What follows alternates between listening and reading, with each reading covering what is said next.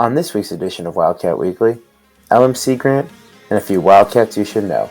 All this and more coming up next.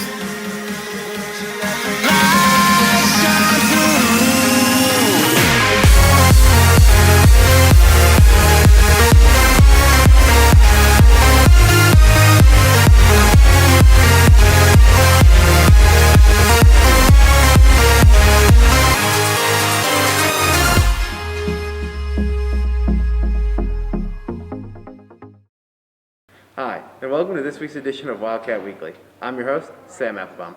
There is a new opportunity for students who like poetry and writing. Hannah fills you in.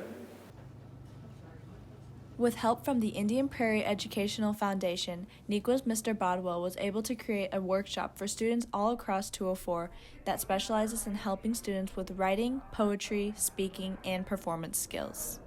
And so it's just kind of a way to, to kind of spread the word, get people interested that might be interested in writing poetry, whether they do it or not, and get a chance to kind of meet some really cool teacher poets. And even if you don't go on to become any sort of writer, even if you stop after high school, it's just a really good experience. There are many benefits to learning how to write and perform your own work. Like, it's one thing to find your voice through writing, but it's another thing to be able to say it out loud and, like, use your voice to say the things you've found out about yourself. And it just helps in so much. Like, it helps with confidence. It helps with your own personal, life, and it helps navigate the world. A lot of the time, anybody who I've ever spoken to, when I tell them I do spoken word, and they're like, what is that? I show them a video, and they're like, oh, I thought poetry was boring. It's something I did in English class, and that was just a rant, and they always think it's fun, and so I just encourage you to try new things. It's really fun, and you might like it.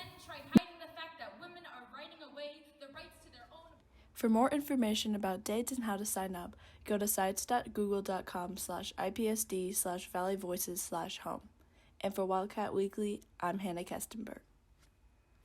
As another swim season comes to a close, some swimmers on the Neuqua Valley team have been given a great opportunity. April gives you the details on some Wildcats you should know.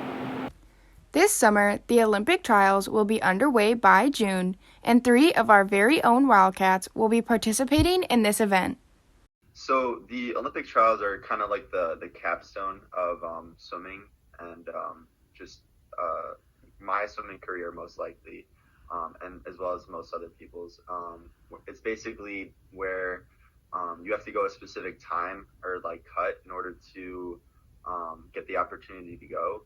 And so I got the cut last summer, so the summer of 2019, and as well as McKenna and Rachel.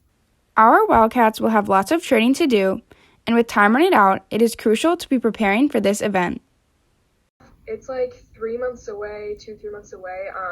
So we have a couple meets lined up before that, just so we can get in the racing mode, which I think is super important because it's really hard to just kind of go to a meet and not having practiced your race before. And luckily, obviously at the start of COVID and stuff, we didn't really have a lot of access to pools. But luckily the new facility that was just built, FMC, actually is a long course pool. So hopefully we'll have the opportunity to train a lot of long course since obviously the trials are in long course. These 3 athletes have put in a lot of hard work to get to where they are now and have some helpful advice for others trying to achieve their goals. There's going to be ups and downs for sure. There is with everything, but keep working through it. And if something happens, don't get too down and don't just quit. And also make sure you're having fun while doing whatever you're doing, because it's so much easier to be better if you're having fun. Be sure to watch our swimmers at the Olympic trials from June 13th to the 20th in Omaha, Nebraska. Congratulations and good luck this summer. For Wildcat Weekly, I'm April Grove. With the first round of March Madness underway, Jim helps you navigate the tournament and which teams are poised for a big run. 3 seconds at midcourt. Jenkins gives it to Jenkins for the championship.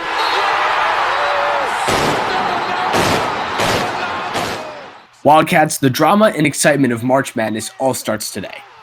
Attempting to figure out who's going to make a deep run out of a field of 68 can feel like a pretty daunting task, so I'm here to help.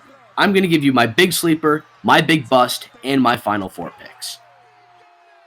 Doncic, step back, way downtown! Joining me today on the show is Josh Berman, a sportscaster from Baltimore, Maryland, with the Next Network. He's also going to be helping you out. He's going to be giving you his sleeper, his bust, and his Final Four picks as well. So without further ado...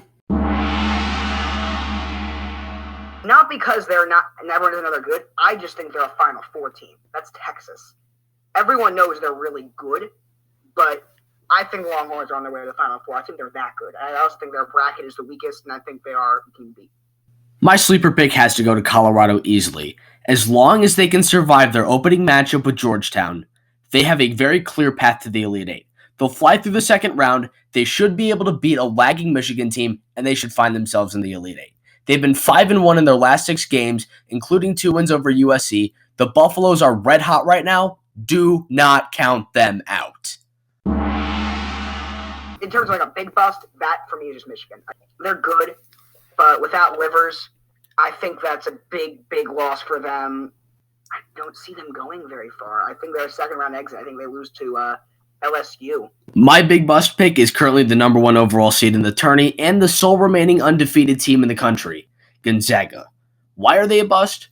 When you're an undefeated team, you play an easy schedule, and the Zags are no exception. Their final ranked win came in December. They've stomped all over the WCC, and their season culminated in a near loss to BYU. They remind me a lot of 2014 Wichita State and 2015 Kentucky, 2 teams that went undefeated but just couldn't pull out the natty that year. It's pretty chalk for the most part of Gonzaga, Baylor, and Illinois. They're all 1 seeds. And then I already mentioned Michigan. So I have Texas as the final 4 team. I know you guys are going to like this, but I got the Illini. I think Illinois is my national championship pick. I really do. I think they have looked like the best team in the country for a long time now, and I think that is the team to beat. That's the team I think is going to be cutting down the nets in just a couple weeks from now. For the most part, I agree with Josh's Final Four picks. The one thing, I got Kansas coming out of the West over Gonzaga. I think they'll beat the Zags in the Elite Eight, and I do agree the Illini are taking it this year. Ayo Dosunmu and Kofi Coburn have been absolutely unstoppable this month. They're going to be crazy to watch in the tournament. If you liked what Josh had to say, be sure to give him and his partner Michael a follow on their TikTok and their Twitch at The Next Network. Pray your bracket isn't busted this year, and for Wildcat Weekly, I'm Jim Reindell. Pass. And it goes for the win! The three-pointer by Jordan Poole! Exactly 1 year ago, the COVID-19 pandemic took over our lives. Connor takes a look back at what entertained us through the quarantine. Big news tonight, President Trump declaring the coronavirus a national emergency. The move freeing billions for the fight as America contracts to slow the rapidly spreading pandemic. Friday, March 13th, 2020, the day the whole world was flipped upside down. As we all know, everyone had to quarantine inside their houses and weren't allowed to see friends, outside family, or others in general. So, how do we keep ourselves busy? Many binge-watch shows on streaming services such as Netflix, the new at the time Disney Plus, and Hulu. A few favorites included Outer Banks, Tiger King, and The Last Dance. Comes into Jordan. Here's Michael at the foul line. A shot on Elo. Good! The Bulls win! Also, video games hit an all-time high in popularity, one being Animal Crossing: New Horizons. It was a huge hit amongst gamers as they got to go on an island escape while still being safe inside their homes. Another game was Minecraft. Minecraft hit peak popularity around 2013, but because of how much free time everybody had, it drew players back to this open world experience. Another aspect was TikTok. TikTok was a huge factor as you were able to scroll through the For You page and see endless videos about your personal interests, which drove all kinds of people to this new platform. And lastly, music was a major element that brought us all together. Listening to popular songs at the time, such as The Box by Roddy Ricch, Blinding Lights by The Weeknd, Say So by Doja Cat, and Blueberry Faygo by Lil Mosey. Make sure to mask up and stay safe, Wildcats, so we can escape these crazy times and go back to normalcy. And for Wildcat Weekly, I'm Connor Burns. Thank you for watching this week's edition of Wildcat Weekly. Have a great weekend, Wildcats.